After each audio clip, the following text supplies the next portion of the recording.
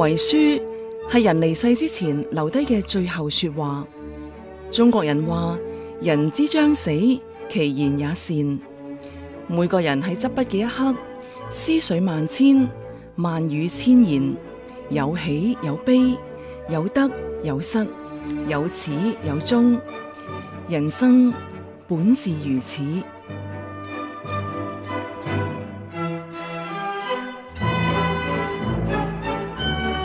今日我終於俾天父接回家享福啦！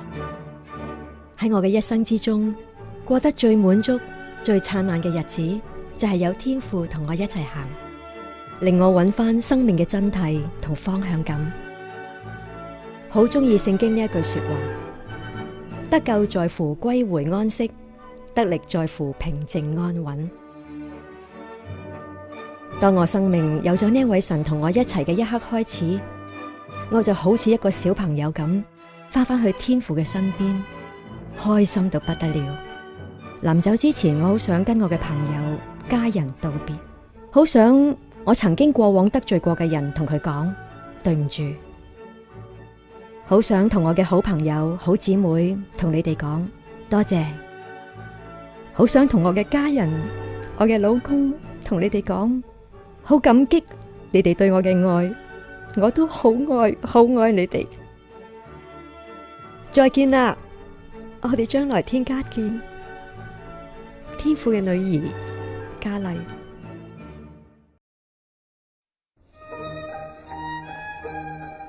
我自己喺娛樂圈呢10幾年，拍好多嘅劇集啦，同埋啱啱出嚟呢，其實啲角色都幾好噶。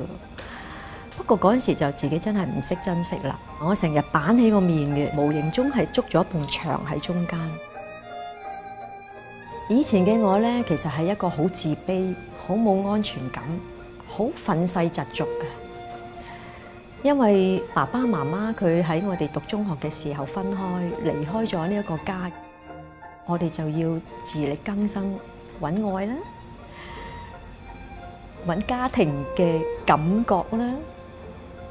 揾溫暖嘅關係咧，但係好似揾極都揾唔到。不過我好感恩啦，就係當我生命有咗呢一位上帝咧，我就發覺原來人生係可以好精彩。呢一個爸爸比我地上嘅爸爸佢嘅愛更完全。靈堂裏邊揀4個字咧，我會揀安然回家，因為我好知道上帝已經接咗我返屋企啦。我好期待邊一個嚟呢？我好期待我爸爸可以嚟，因為我已經好耐冇見過我爸爸啦。喺我嘅結婚嘅時候，佢冇嚟到，所以我好希望喺我人生在世最後嘅宴會當中，我會留翻張凳，希望我爸爸可以嚟。我想親身同佢講，爸爸，我仍然好愛佢。